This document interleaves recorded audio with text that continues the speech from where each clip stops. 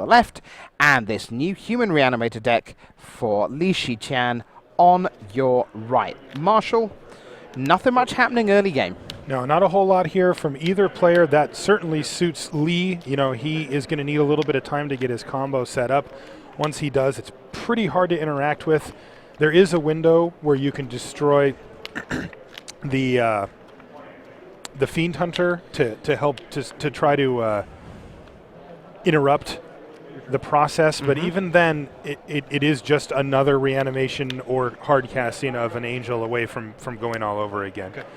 We see an old-fashioned turn 2 in terms of mulch from Li. He's got a grip of cards now, too. I think he's got 8 or 9 there, right? And again, a deck where you don't mind discarding at end of turn. Not at all. So, land number 3. Have a quick check, and yeah, looking at some discard. He has an Angel of Glory's Rise in hand. And there it goes into the graveyard. Thragtusk was drawn by Reed Duke. And he passes the turn. So no threat on the board yet from Duke.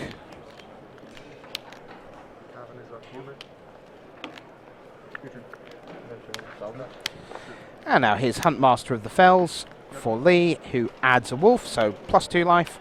There's a wolf as well, thank you. And passes it to Reed. You can see Cavern of Souls there is going to say human. You know, that's interesting. Olivia Voldaren in the main deck here for Reed Duke. Obviously, it's great against most creature decks. It could prove really good against Li here, as the ability to steal a creature at instant speed means that, you know, Li doesn't have hardly any cards that directly interact with his opponent. I mean, he's got the Fiend Hunters, which he can target his opponent's stuff, but he really wants to be targeting his own creatures with it ultimately. Here's a Fiend Hunter right now, and in this case, he's like, well, I've got to do this, and he's just going to battle. Yeah, not a lot of choices there. No, he can't let Reed untap with Olivia Voldaren and 4 mana. So, and, you know, honestly, like right now, Li's deck is playing just kind of like a 4-color creature beatdown deck with a really nice upside. You know, the combo, the combo does not have to go off. That's one of the kind of neat things about a creature-based combo deck is, you know, if your opponent decides to sideboard, or if their deck just isn't well suited for playing against a bunch of creatures, you can just cast creatures and beat them down. The deck, that's not particularly efficient at doing that, but I mean, look what we have here. He's got 5 power and toughness on the table. We see Ultimate Price hit the Fiend Hunter. Yep, so that's mono-colored, has to go away, so it can't hit Burning Tree Emissary, can't hit Huntmaster of the Fells. Away goes Fiend Hunter. Right, Grizzly Salvage for Li Shiqian, as he's going to take a look at 5 cards. And he will see a Stomping Ground, a Faithless Looting, a Mulch, an Unburial Rites, and a Cavern of Souls. As our co-worker Zach Hill would say, that is DI gas. What was that in English? Yeah, it just means Quite it's good. A lot of great stuff, yeah. DI gas. Yeah, I mean, he has the opportunity to dump 2 flashback spells into his yard. That's going to let him, I mean, he just drew 2 cards off of that after drawing a card. It's pretty insane.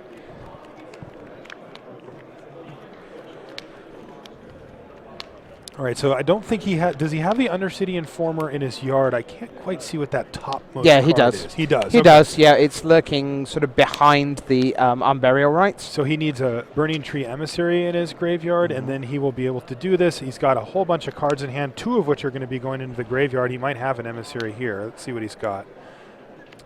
Fiend Hunter and Huntmaster of the Fells hit the graveyard. And we're going to see a reanimation on that Angel of Glory's Rise here, thanks to Unburial Rites. Yeah. So out comes Angel of Glory's Rise and Fiend Hunter. You notice he sort of puts them together because the Angel of Glory's Rise is going to go underneath. Fiend Hunter is going to be exiled. Undercity Informer comes down. Huntmaster of the Fells comes down. Fiend Hunter number 2 comes down. And we're going to see the Hokey Cokey now from Li. Yeah, now Li does not have the full combo here. He is missing the Burning Tree Emissary, which is what enables him to have mana without, even while he's tapped out. Right, so he has 1 mana sitting on the right of screen down at the bottom there, you can see. So he has 1 sacrifice outlet, courtesy of Undercity Informer. And that is what he's about to do now, sacrifice the Fiend Hunter. He's targeting himself, and he sees an Informer and a land. And he is going to exile that. And because Huntmaster comes back, he gains 2 life. A wolf arrives. All right, he says declare attacks. He's going to bash in And there they're for 4. just, yeah, and And I mean, he's got a significant clock. reads at 12. There's double Huntmaster, double Wolf, Undercity Informer, and a Fiend Hunter versus currently nothing. And nothing is how it's going to stay, because that's 1-0 to Li Shichan. Wow, so Li Shitian just didn't even bother comboing off there. He didn't have the opportunity to, but he certainly didn't need it. He just did more powerful things sooner than Reed did. Even though Reed had Olivia Voldaren at the earliest possible turn, that just wasn't even nearly enough. So there you see Li Shichan. He's your 2008 Grand Prix Birmingham winner in the UK. That was, if memory serves, that maybe in a block constructed event. It was certainly constructed. We were done by about 7:30 that evening on that Sunday. It was a very, very quick format. Just went right through it, huh? Yeah, it really did. And he also, of course, recently was in the top 8 of Pro Tour Return to Ravnica. Meanwhile, well, there's so much to talk about Reed Duke. We hope you saw that the latest Walking the Plains episode from Grand Prix Atlantic City, which certainly featured Reed Duke talking about his epic Players Championship. Not Epic is one way to put it, yes. Yeah, and it was, and I thought it was, I just thought it was terrific that he went through that process of, here's everything I did, here's what I can do to make it not happen again. Great. That's one of the reasons he's so good. He's constantly improving himself. He absolutely is, and he's a worker, man. That guy will put in the effort needed to get better, not just, he will talk about strategy with people that he trusts, and he's got a good circle to do that with, but he also will put in the individual man hours to not only play a whole bunch online and that kind of thing, but he will write out his mistakes. I mean, he really does put the effort needed. All right, let's take a quick look over here. Okay. This so is Alex Majleton versus Jesse Hampton. Oh, okay. Fair enough. Majleton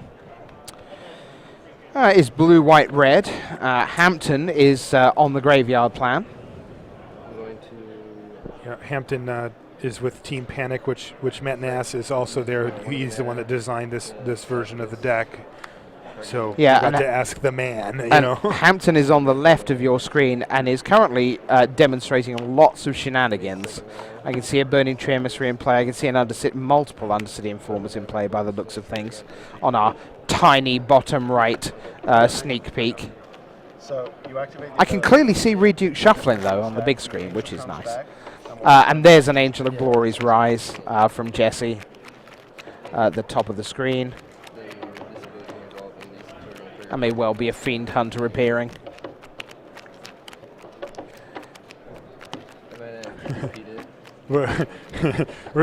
Rashad says technical difficulties. We will revisit the sneak peek cam in just a little bit. It's supposed to be a little bigger than that. Is it conceivable that we're not quite meant to be quite so spying through the keyhole as that? Yeah, it could be.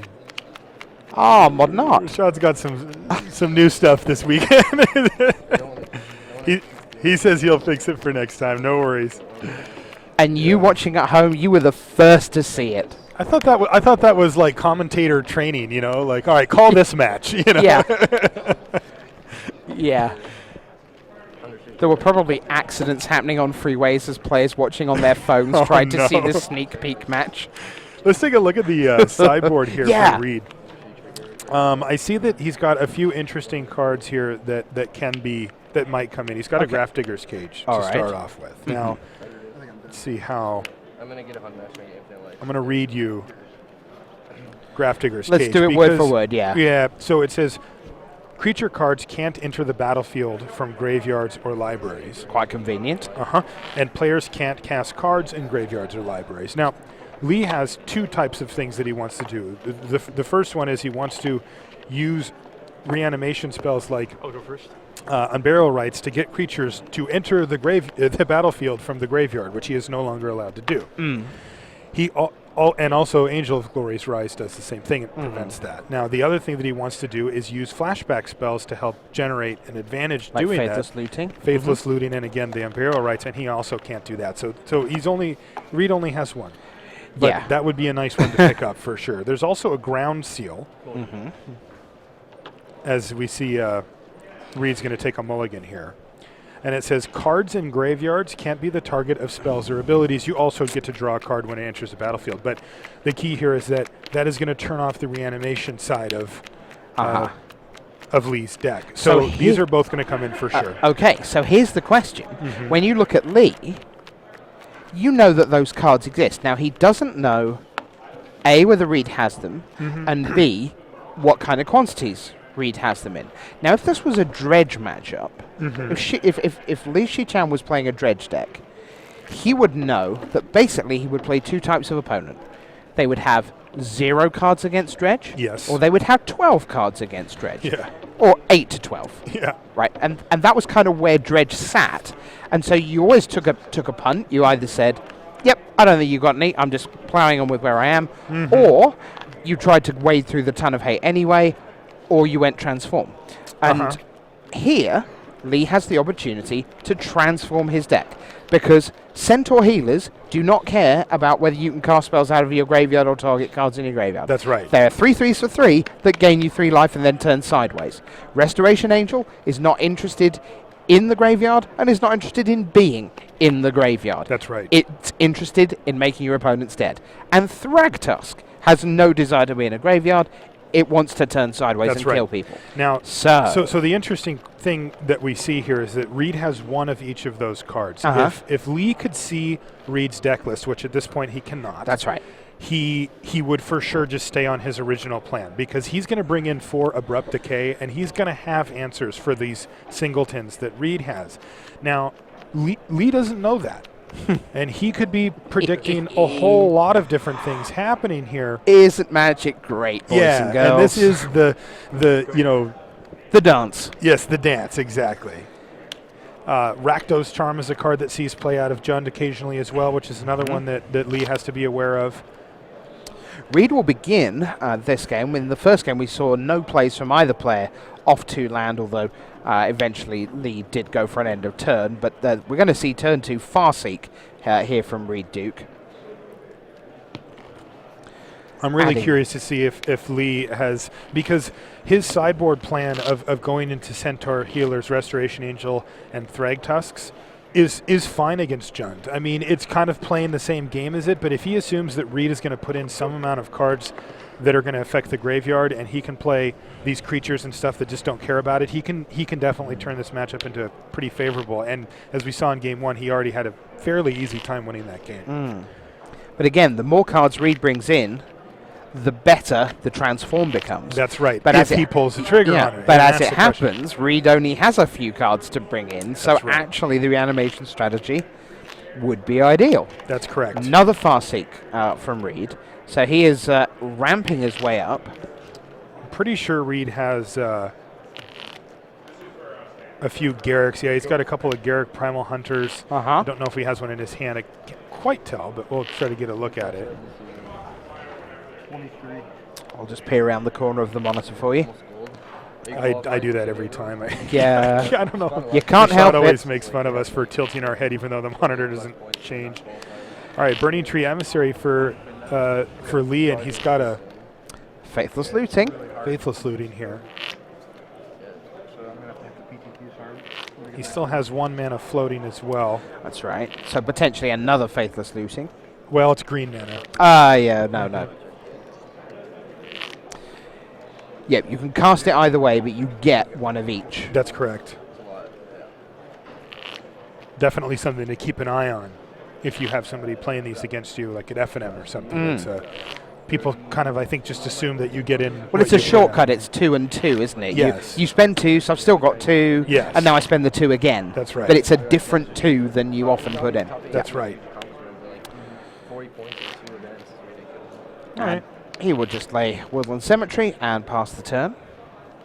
Now I see that Reed has a Rakdos' Return in his hand. Okay. So that would help explain. And you just heard him. I heard him ask, "How many cards do you have?" The Not death knell anymore. when you're playing against Jund. It used to be Blightning. Now it's Boom. Rakdos' Return, and that is going to be Lee's entire hand. And Reed says, "May I look?" And some life. Yep, some So life. you see as well. land, there's a Huntmaster there, and Abrupt Decay that he brought in. Yes, and And the he Thragtusk. sees a Thragtusk. Okay. So Lee playing off the top now, apart from the one non-land permanent, which is a Burning Tree Emissary.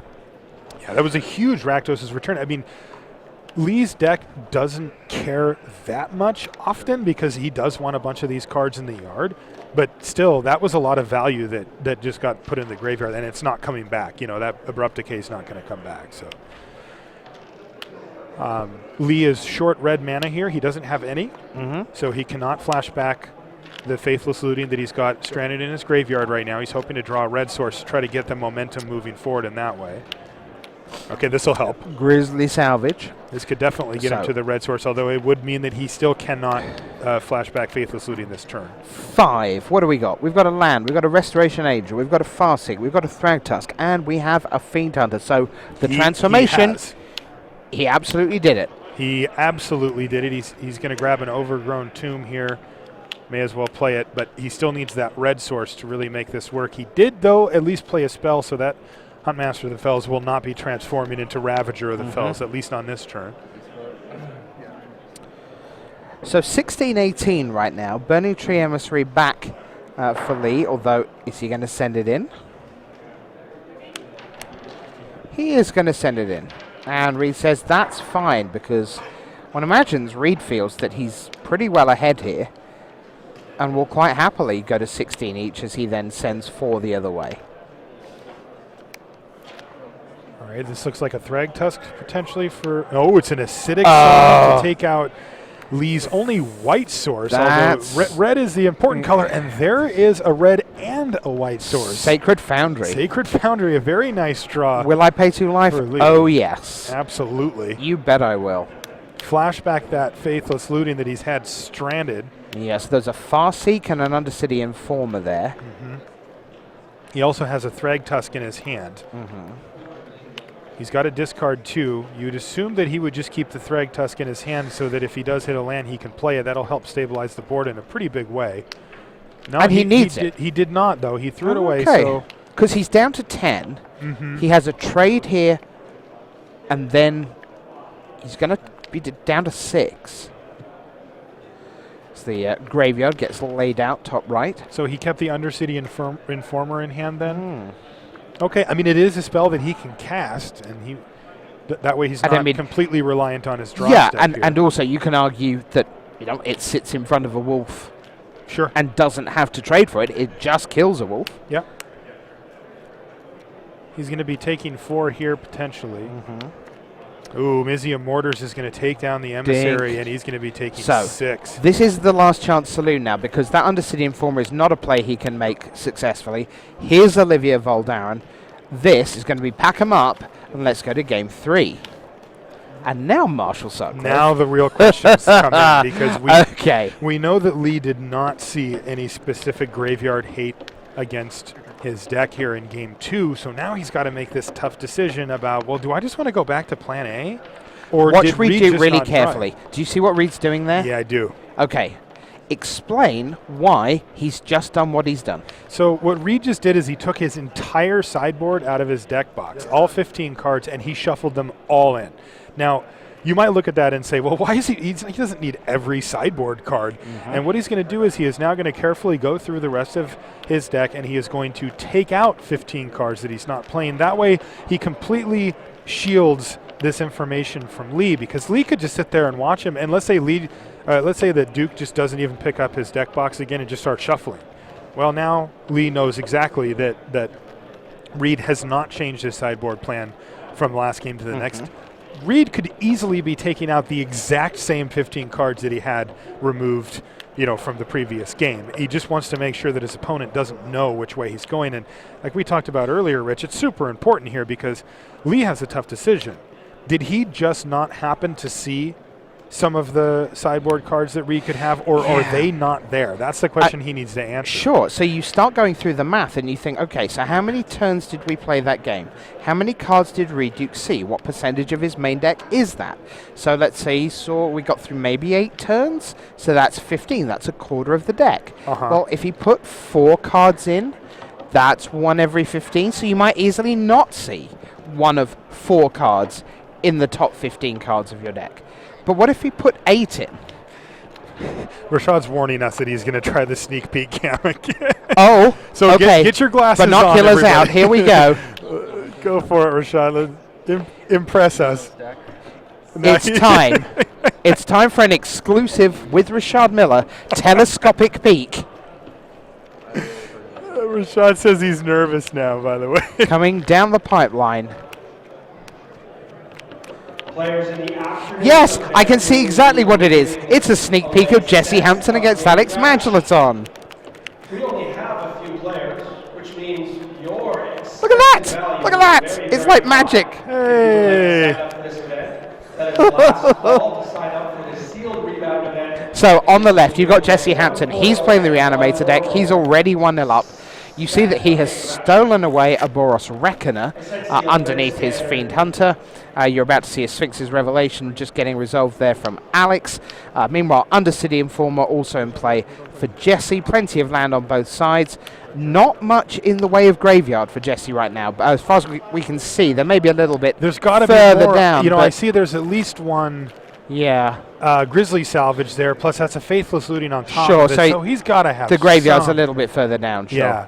We'll try to get him to move it over a little bit because it is so important with this particular deck. Now, we also see that Jesse's on 6 lands here. He does not have an Angel in his hand yet, but he does have Cavern of Souls. Yeah, he's got a Cavern of Souls and an Unburial Rites, but as we just saw, Alex just drew a ton of cards with Sphinx's Revelation, so it's not like Jesse can just start running stuff in to dissipate here quite yet. So it looks like he's content, or he's got a Unburial Rites in his graveyard, and he's going to flash it back right now, so that should draw out something. Yep, and what it draws out is it Charm? Now Jesse can just pay for it, Yep. and he does.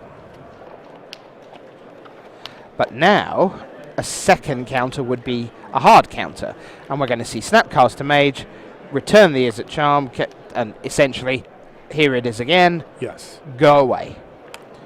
Jesse will lay a Blood Crypt tapped. He will remain at 15. Jesse's got to be pretty happy with that sequence. Sure. All right, Boros Reckoner and Harvest Pyre hit the bin for Alex. Alex doesn't look like he has very much pressure here at all. That Snapcaster Mage is the only thing, and heck, Undercity Informer blocks that. Indeed. So does Fiend Hunter, for that matter. Yep, you're going nowhere, Snapcaster. You countered the spell last turn functionally. Thanks so much for your help. Yeah, now we're playing Standard here. In Charlotte, you might have to worry about, aerial maneuver or something, but not here. So That would be a shock if there was aerial maneuver in the main deck. You know what we saw? Joel Larson at the Pro Tour was playing Moment of Heroism.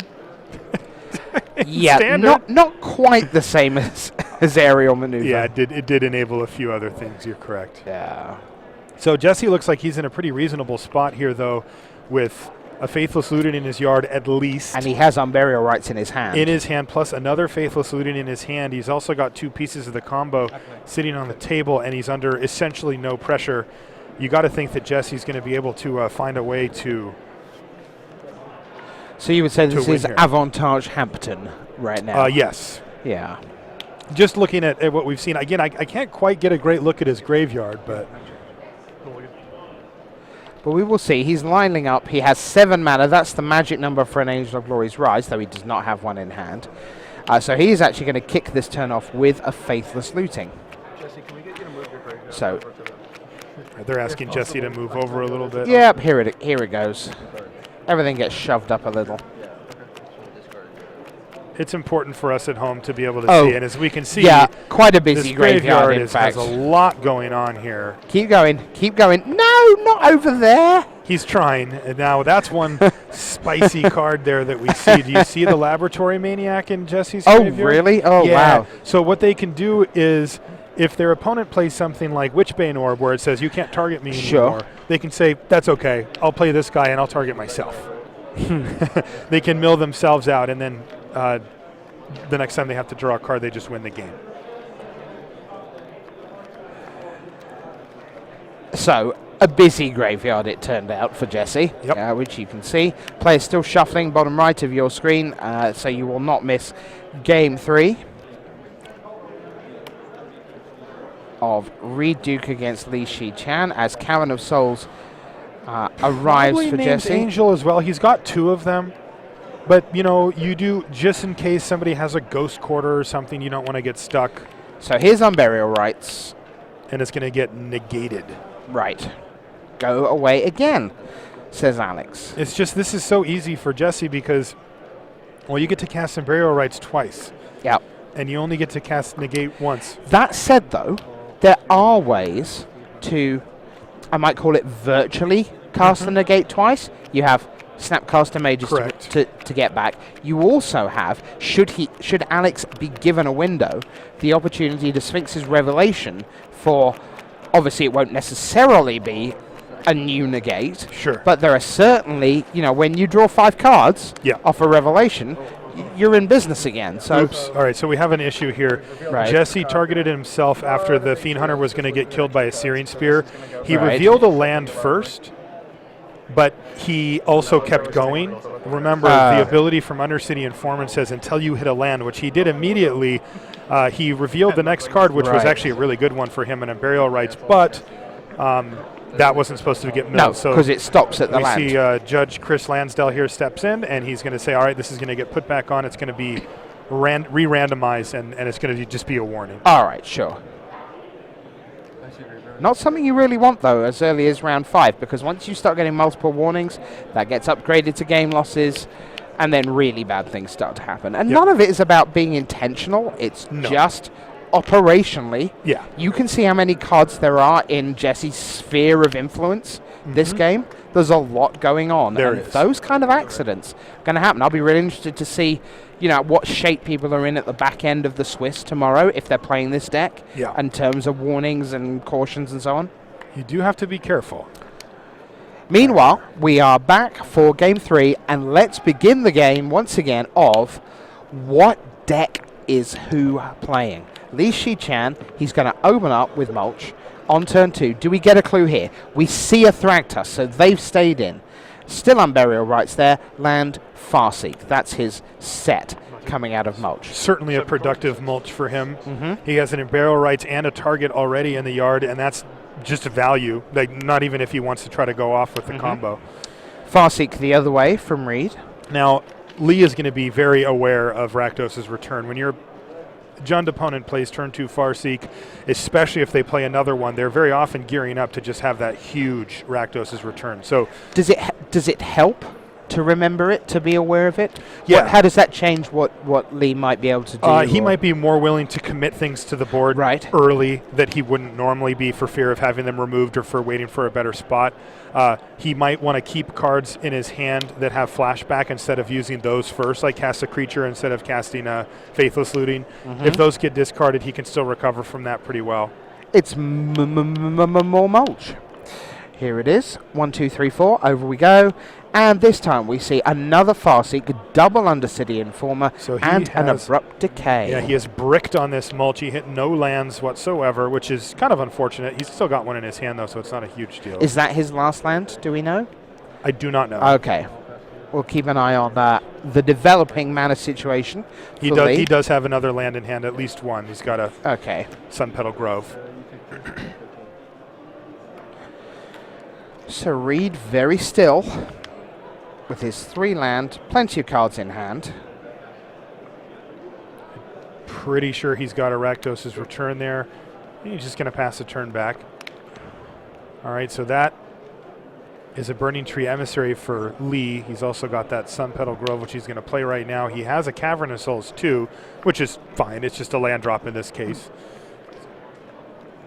as a Reed is not going to be countering anything anytime soon.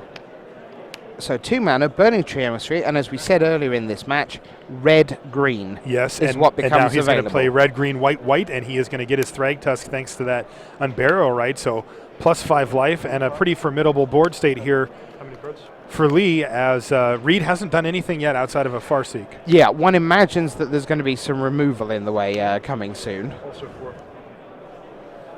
You would think so.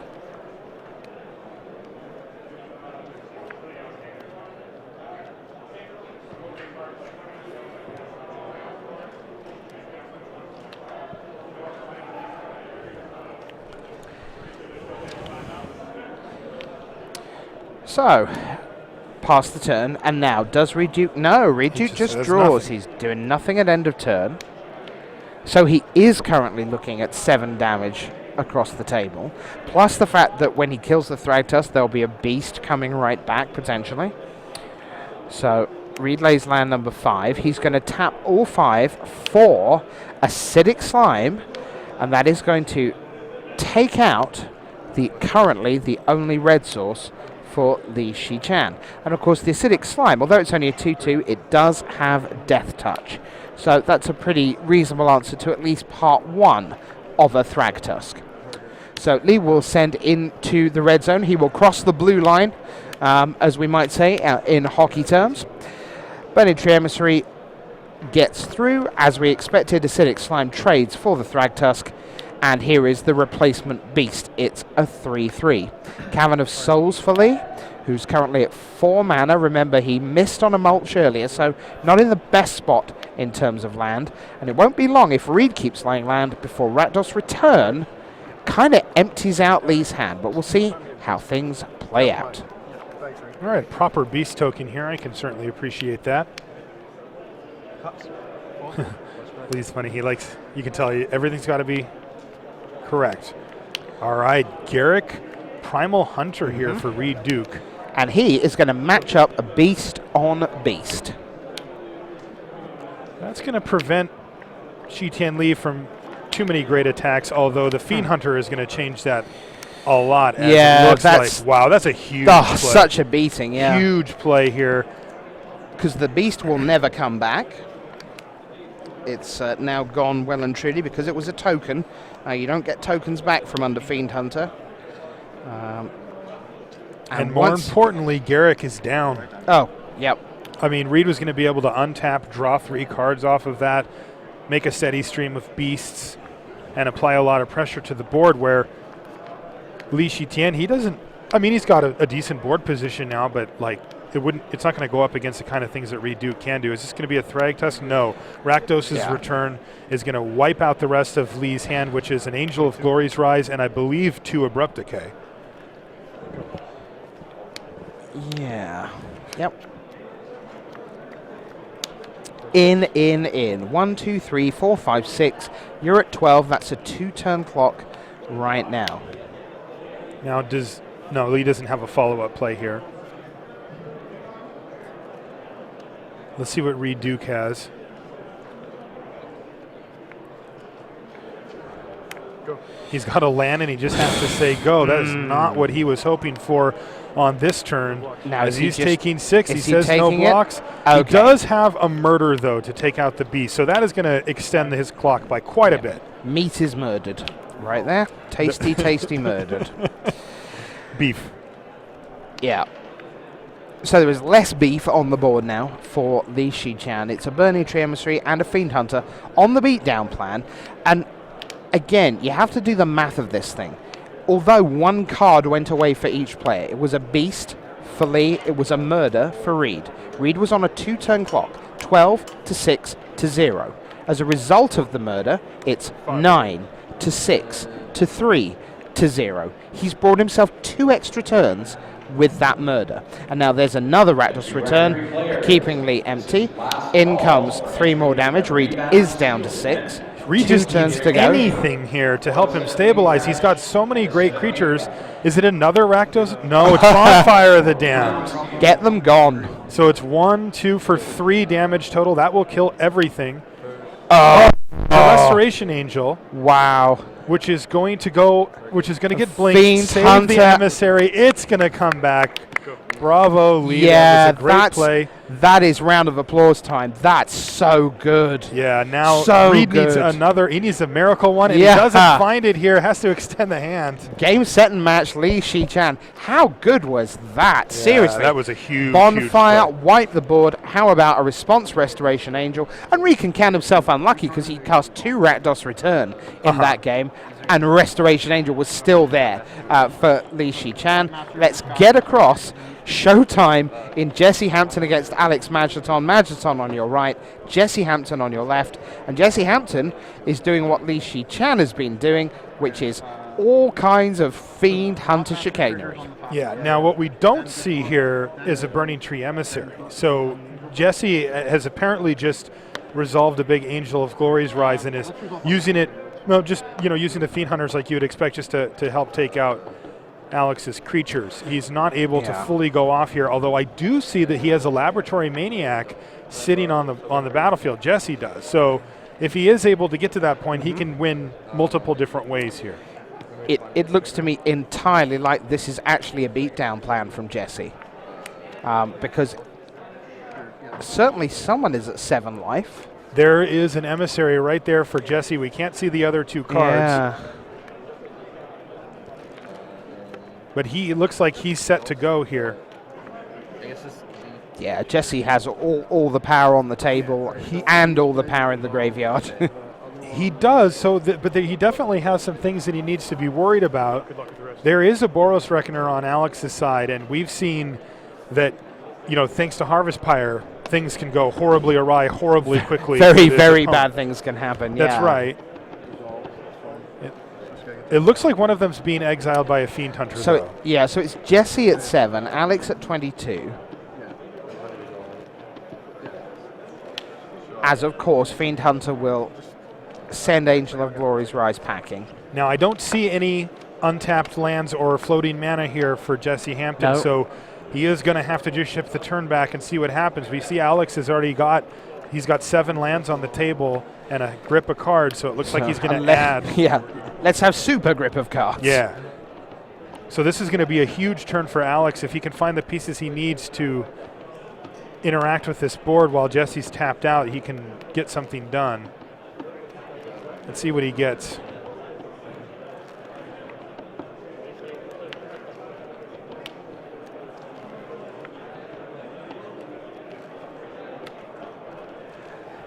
Three mana.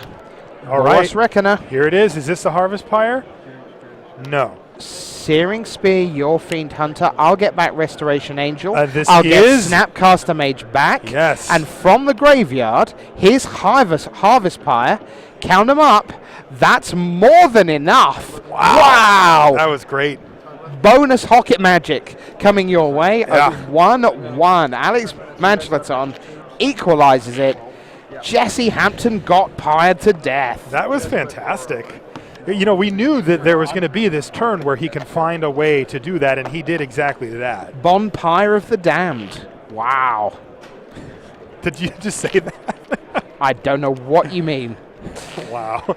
So let's take a look at the 2 players. Jesse Hampton and Alex Manchelaton gearing up for their game 3. Jesse Hampton, a terrific player, new He's local addition. to me. Do you know that? I did not realize he was. Yeah, from he's your, a friend of mine from home. Part of the world. We have a lot in common. We play a lot of different games together. Sure. He's a tremendous card player all around. Tremendous analytical mind. He is. In fact, it's like I'm describing you again. He's also one of the laziest humans I've ever met. He would play 4 PTs a year if they were all in Seattle.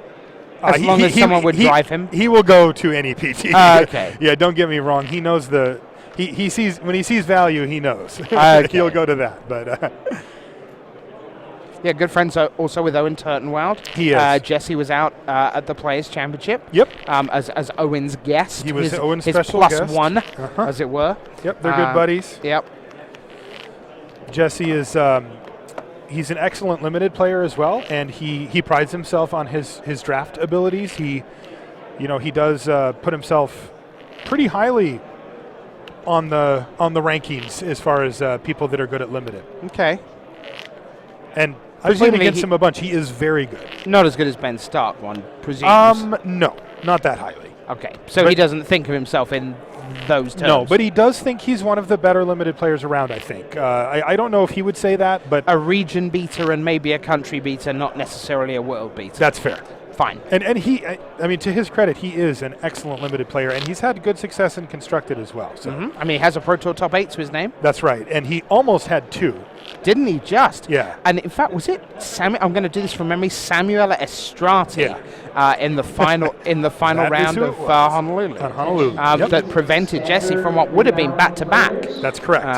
From Philadelphia. So you're absolutely right. Well done to him. Now, Alex Magneton been around a lot longer than Jesse. Alex has been around forever. Plenty of GP top 8 success along the way. Yes. Coming out here on the GP circuit, I'm out here, every other weekend or so covering these, and his name is, he's just one of those, he's a Harry Corvasian, Alex Magneton. They're just always around near the top of the standings, in the hunt. Talking of the hunt, Matthias Hunt right now, our good friend, is one of our colleagues broadcasting from Grand Prix Charlotte. That's correct. I can tell you that they are into their round, probably 3, I would imagine. And they've got Brad Nelson against Shane Smith right now. So you can multi-screen if you wish. Stick with us, and we'll keep in touch with what's going on at Charlotte. As you see, Cavern of Souls come down for Jesse Hampton. Here, both these players are going to go to 4-1. They lost their first round.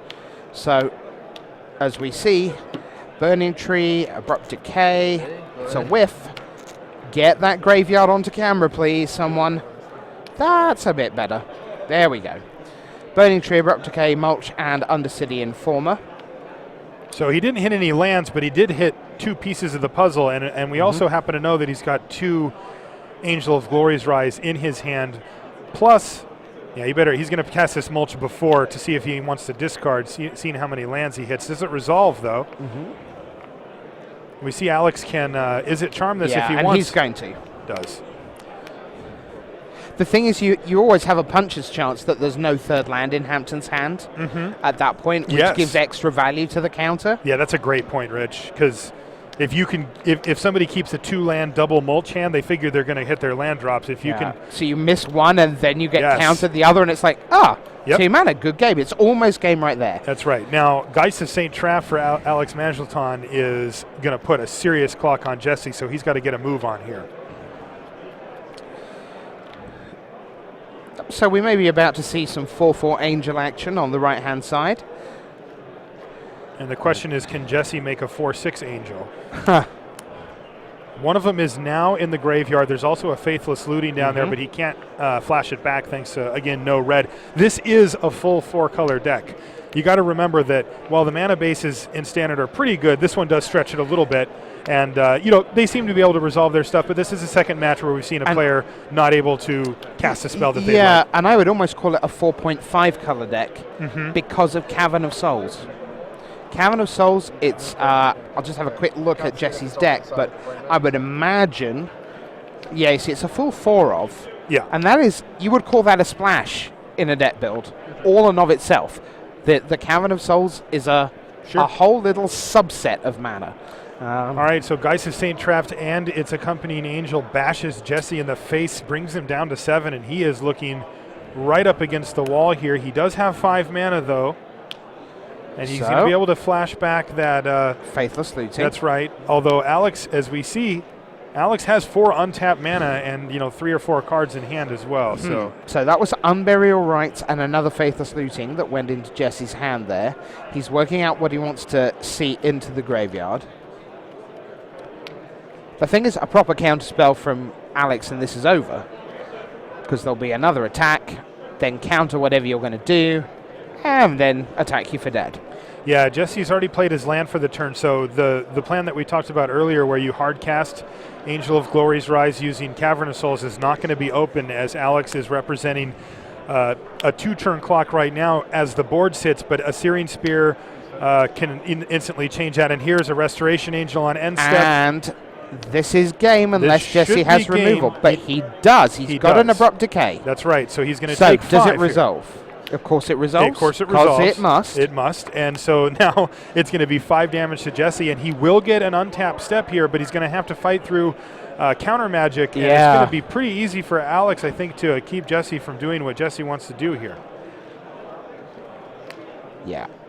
Also, is that a Searing Spear in Alex Magneton's hand? I have a feeling it is. Yeah, I think it is. So basic.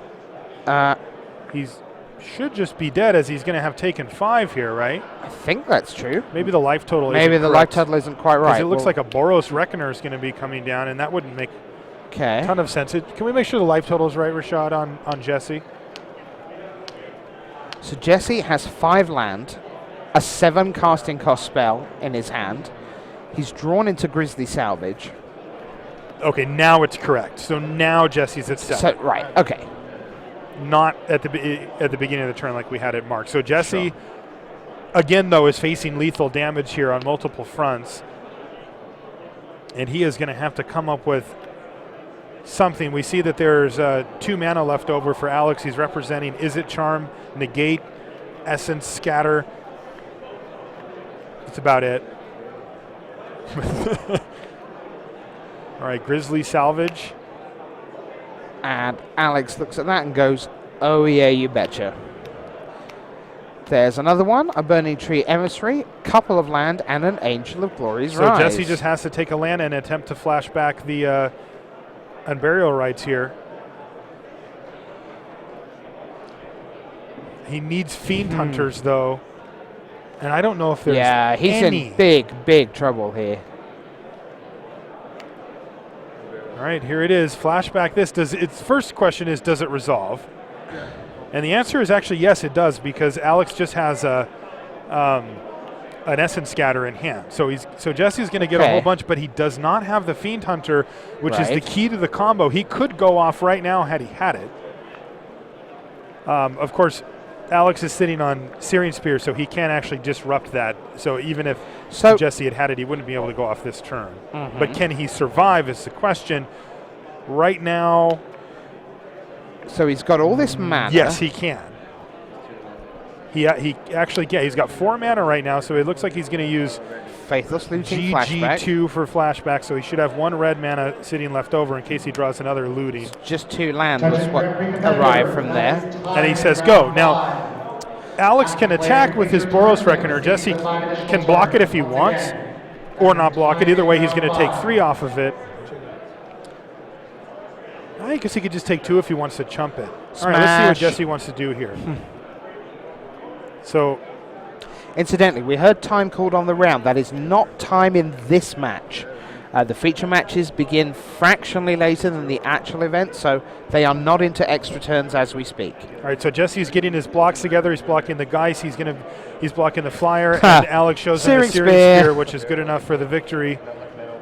No Fiend Hunters, no good for Jesse Hampton.